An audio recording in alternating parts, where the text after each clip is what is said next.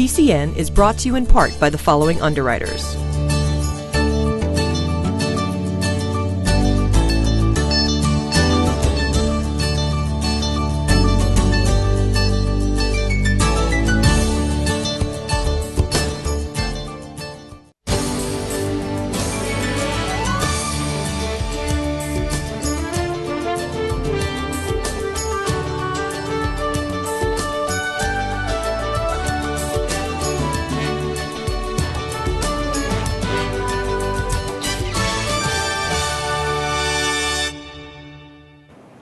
Welcome to PACTV Community News. We have a great show for you tonight with stories from all of our communities. We'll visit the Healthy Family Summit from Beth Israel Hospital, stop into a craft fair for a Buy It Local story, and learn about evacuation routes for our communities in the case of a rare emergency. PCN brings you an update on the Community Center in Pembroke, and our Design Corner gives us holiday design tips. Town Talk comes from Pembroke this week. It's going to be a great show, and we'll begin with the opening of the Teen Center at the Plymouth Boys and Girls Club. The Teen Center is now open at the Plymouth Boys and Girls Club. The project has been a few years in the making, with construction beginning this past spring. PCN stopped into the open house to see this terrific new center.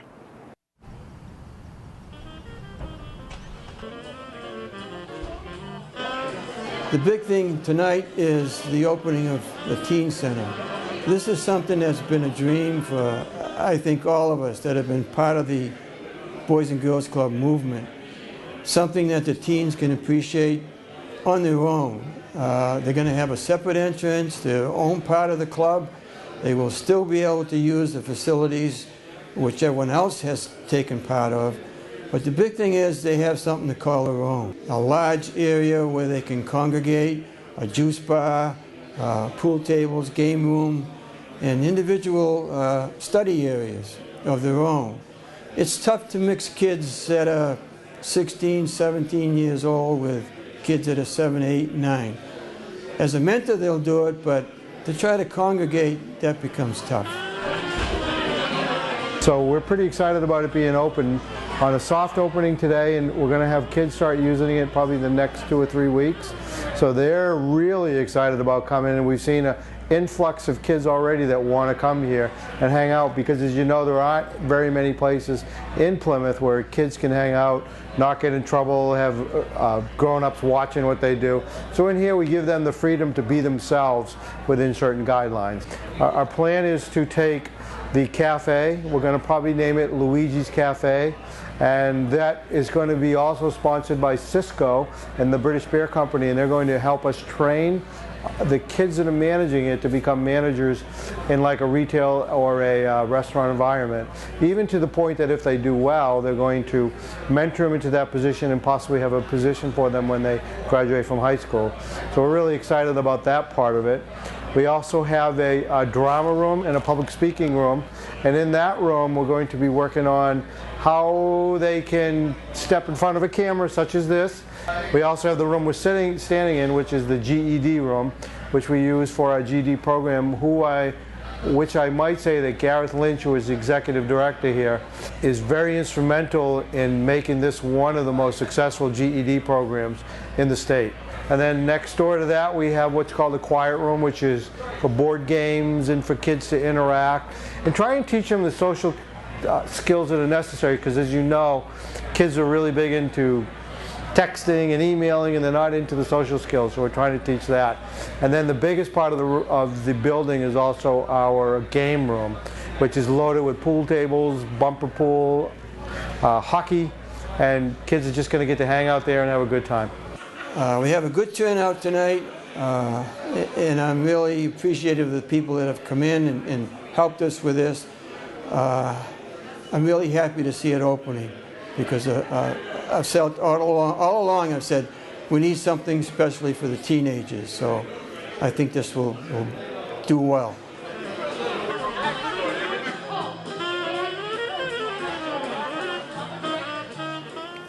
Craft shows are a great way for local artists and artisans to sell their wares, and a great chance for local consumers to shop for them.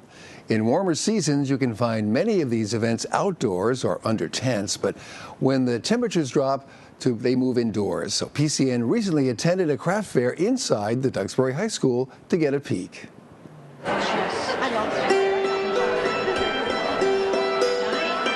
With the holidays coming up, it's really great to know that you can get a personalized, handmade gift from local artisans and support the people that live right here in your community.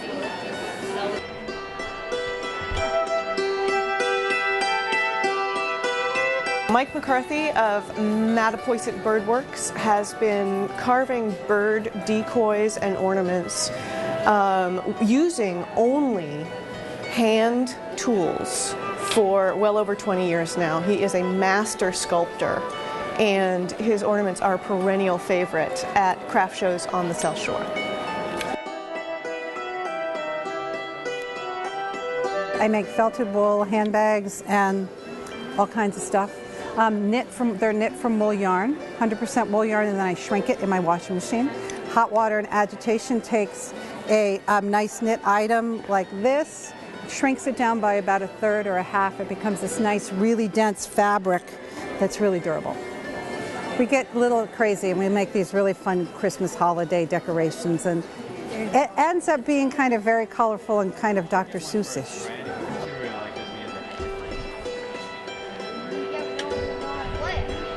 Basically what I do is I deconstruct retired sailboat sails and I create them into one-of-a-kind functional products.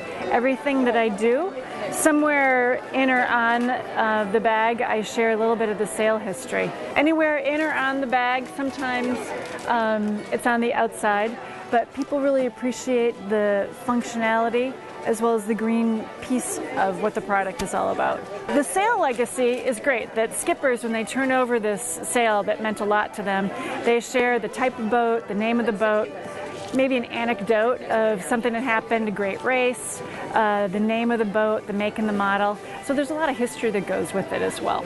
So please go out and visit one of your local craft shows and buy from the artists in our community, because every dollar you spend on their artwork, not only do you get a handmade gift to give to the ones that you love, but also the money that you spend with them goes back into our community. So whether you're getting a silk scarf or a hand-thrown piece of pottery or a beautiful photograph to decorate your home for the holidays, please support our local artists.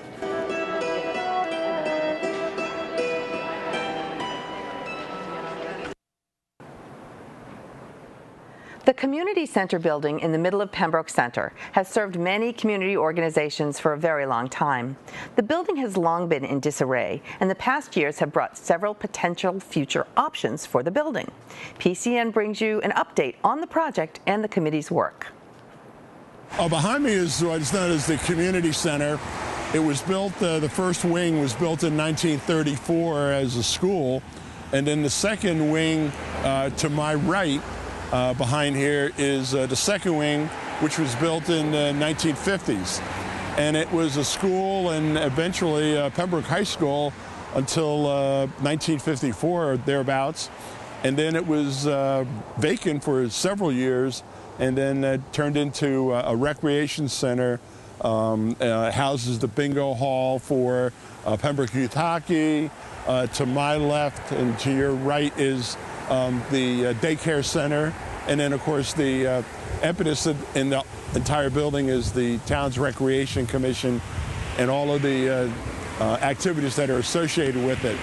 Obviously, since the building is as old as it is, it's in need of a vast overhaul. With the current situation that we have in this building, including putting in a new boiler and the heating system in, to the tune of $70,000, it's now time to look at about the future of this building and what we're going to do. And right now the game plan is to be presenting something at the Springtown meeting to deal with the future of the building. The overriding issue of doing anything to the community center on a grand scale is the cost. And money is hard to come by. But there is a plan being developed to present to the town meeting this coming spring a scaled-down version of what the original committee's recommendation was. If you recall, the original committee's recommendation was to do a tear down of the old building and a grand or large new building. This new idea that's coming is an amalgam of that, where the old building would be torn down and a new building of modest size will be built. The attitude right now is that if we need a building like this in the center of town, and we're going to find that out through a consensus of the people in town, but the fact that we'll probably need a new building and probably have it constructed behind the existing building, and then after that new building is constructed, demolish the existing building here, and that would provide for extra space for the town of Green. The building costs about $100,000 a year to maintain yearly. It's an all emergency type services, Band-Aids, patches, and this past town meeting we also had to buy a $75,000 boiler just to keep the heat on. So the building is costly to maintain, and that's just the repairs of the emergency type work. It's not an upkeep, it's not an upgrade, and the building, it's sad, but the town let it deteriorate. So there will come a day that we're going to have to make an emergency decision to shut it down. Right now, it's serving the community. There's a daycare center in there, the bingo's in there, the recreation services are in there. So, you know, the Board of Selectmen and the town administrator are torn. We want to keep the building open for the community services that it provides. But the other part of it is we don't have enough money to maintain it properly and upgrade it. So there will come a day when we're going to have to just shut the doors. The town of Plymouth, in conjunction with Beth Israel Deaconess Hospital, recently celebrated its third annual Healthy Plymouth Summit, where discussions centered around how far they've come in implementing healthier choices for residents to live and eat by. Also discussed the needs to be done to the pressing issue of drugs and drug addiction in the community. PCN was there in attendance.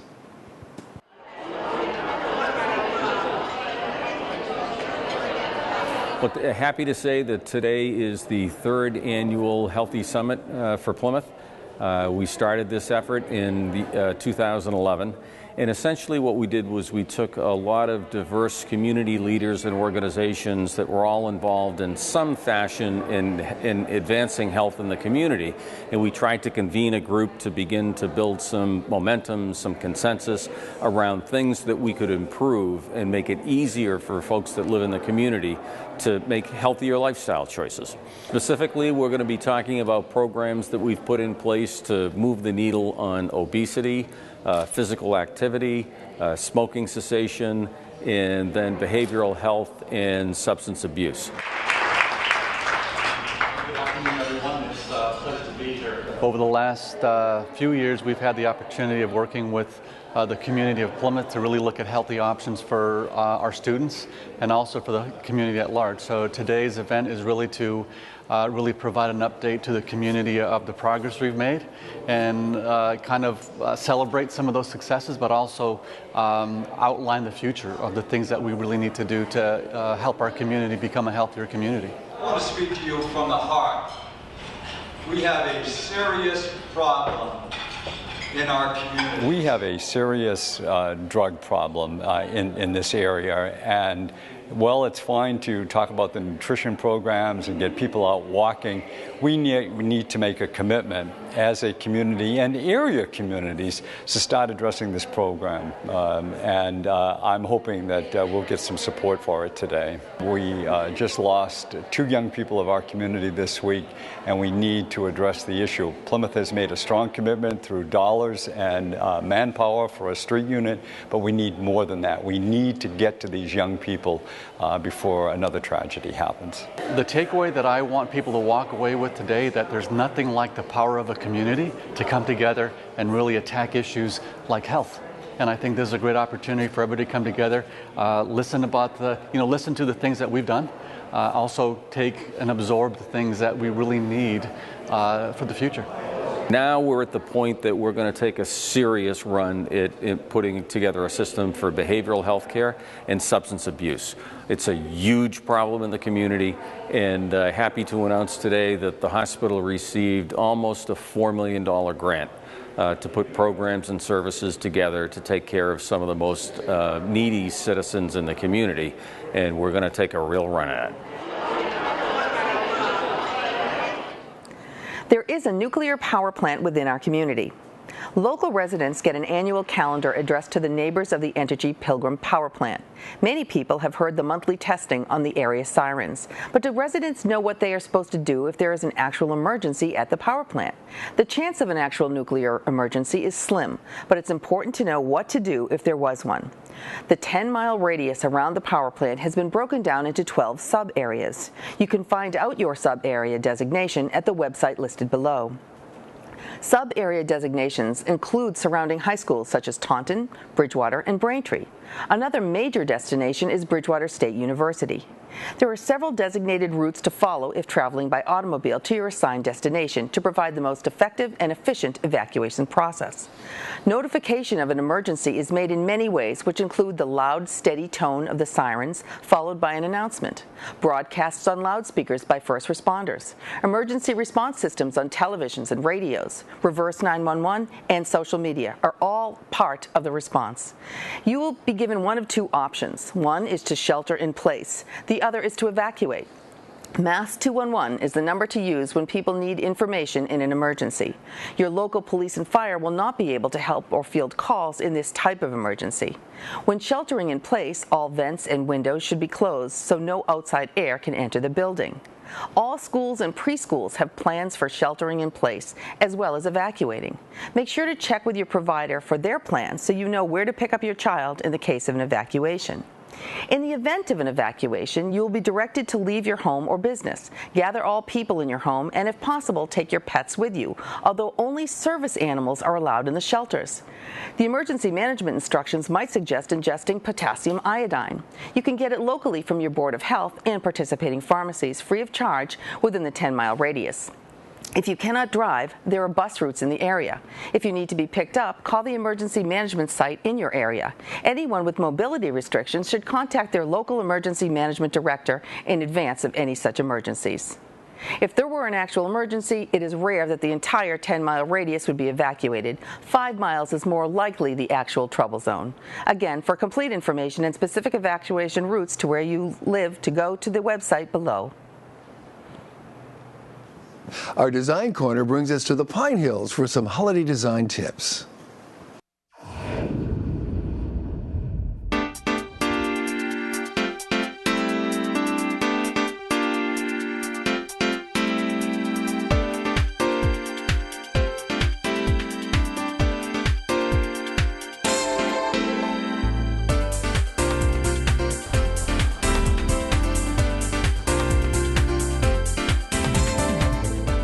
Hi, I'm Sue Shockley, Setting the Space lead designer for PCN's Design Corner, and today we're here at our new location in Pine Hills, and today we're going to talk about decking the halls.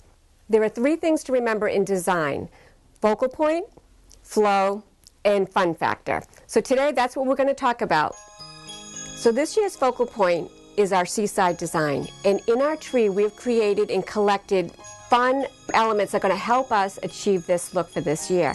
So what we want to do is create that seaside feel, and also remember our color story.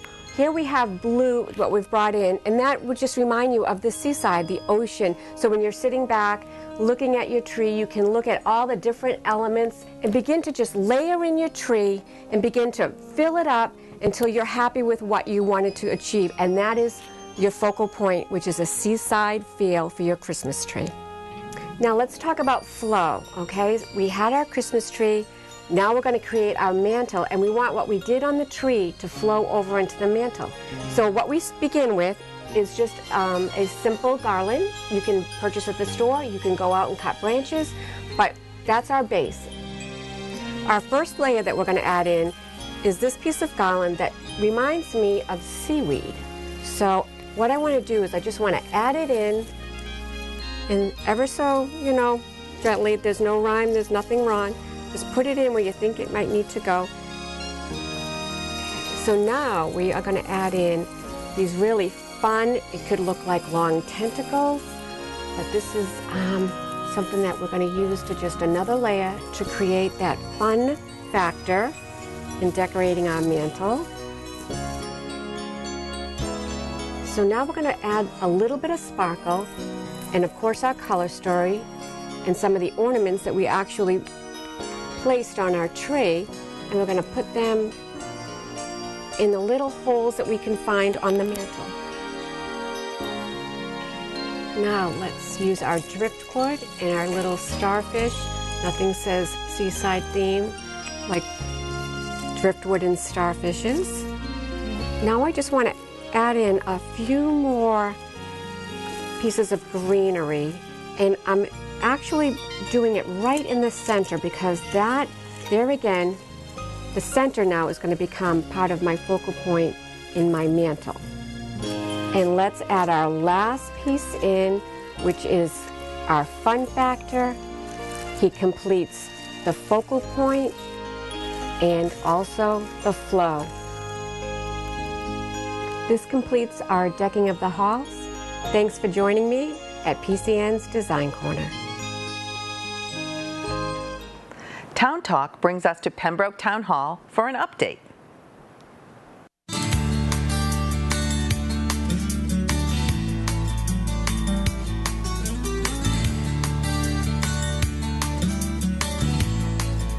Well, hi folks, this is Ed Thorne, Pembroke Town Administrator, bringing you up to date for 2014 and the things that we're looking forward to in 2015. Usually this time of year we get involved with our department heads in putting together their budgets for next year, which starts in July.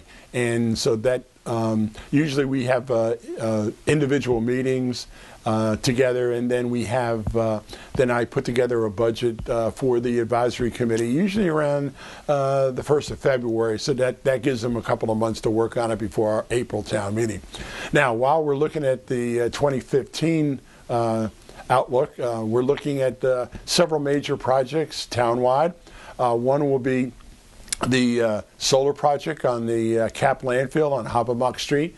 We'll be working with developers to look at putting a solar array on the landfill, and hopefully we should have something in place about a year from now, and it'll be generating revenue for the town and a savings in electricity. So we're looking forward to that project. Another is something that's in demand here in the town is sidewalks. These are projects that are going to cost a lot of money, but we're looking at sidewalks along Hoppemuck Street from the Learning Lane area to Route 36, and also down Mattakesa Street from the McQuan intersection all the way down to Bryantville and Route 27. So those projects will probably be before town meeting in the spring, and they'll come with a pretty large price tag. Also, the community center project, it will still be studied. Hopefully we'll have a number at the Springtown meeting, which would include engineering for a new building. It appears that seems to be the alternative that's been arrived on by the previous committee, as opposed to renovating the existing building. So we're looking forward to working with everybody for the Springtown meeting for that as well. And then hopefully by January we should have a new Council on Aging director.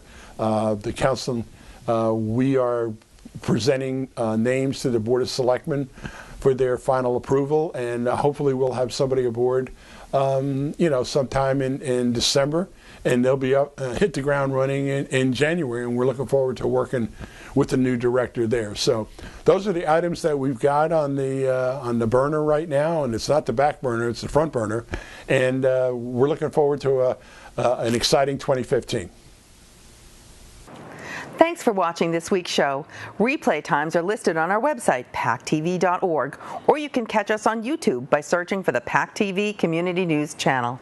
Be sure to like us on Facebook and follow us on Twitter to receive previews and links to all our stories. PCN In Depth was at Duxbury's 10th annual Holly Days event with interviews and videos highlighting the many happenings at the fair and will air on Friday, December 12th at 7 p.m. on your public access station. And be sure to watch PCN In Depth, and we'll be back next week for another edition of PCN, so we'll see you then.